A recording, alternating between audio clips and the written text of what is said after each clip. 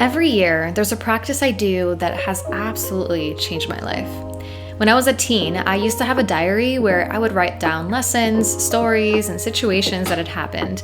And as I grew older, I fell out of practice with this, but I still found it so enjoyable to go over my old diary entries and reminisce. So when I started my business, I tried doing a version of this on paper every year where I would create a vision board and set some goals for the year. But I found that just a few months later, I somehow ended up losing that piece of paper and I had no idea whether I actually hit the goals I set for myself or not. That's why I created what I now call the memento email method. And I actually just received that email that I had written myself a year ago.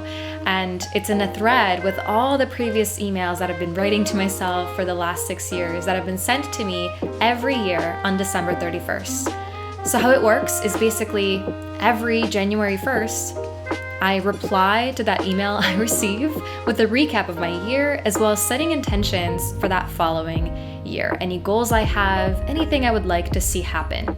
It's like a mini diary entry that I do once a year with intention, and I schedule it out and receive it every single year.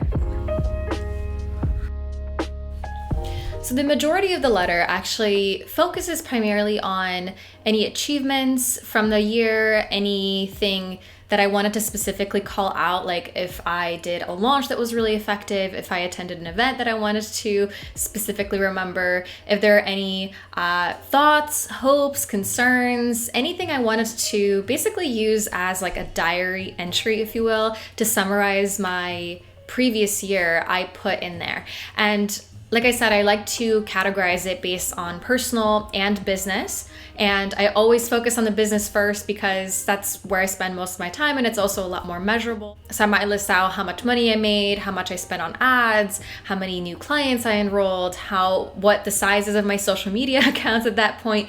Any lessons I also wanted to focus on remembering in the future is also something I put in. And for the personal, I typically categorize it based on health, personal relationships, romantic relationships, or like home life, and anything else like trips or traveling or anything else that is relevant.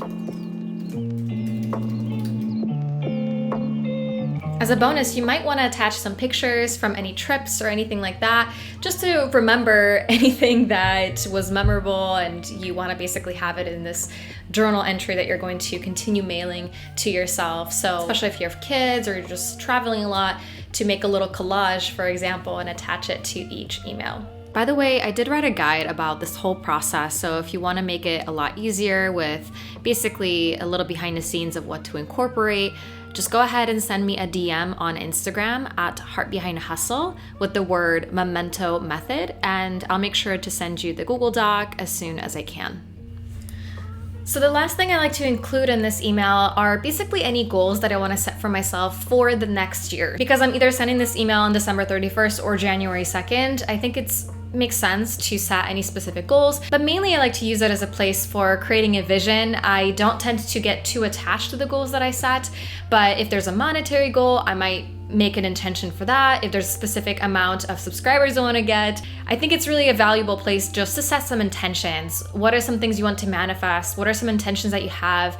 You know, how do you intend to show up? Do you have maybe a focus word that you want to be using throughout the year? And it's a great opportunity for you to just remind yourself what that might be. And that way, next year you can reflect back and see, did I hit those goals? Did I actually make this vision come true in that following year? And the last thing that you do is you schedule that email to be sent on December 31st of that following year. So if I'm sending it out on January 1st, 2022, I'm going to schedule that email to be sent and delivered to me on December 31st, 2022.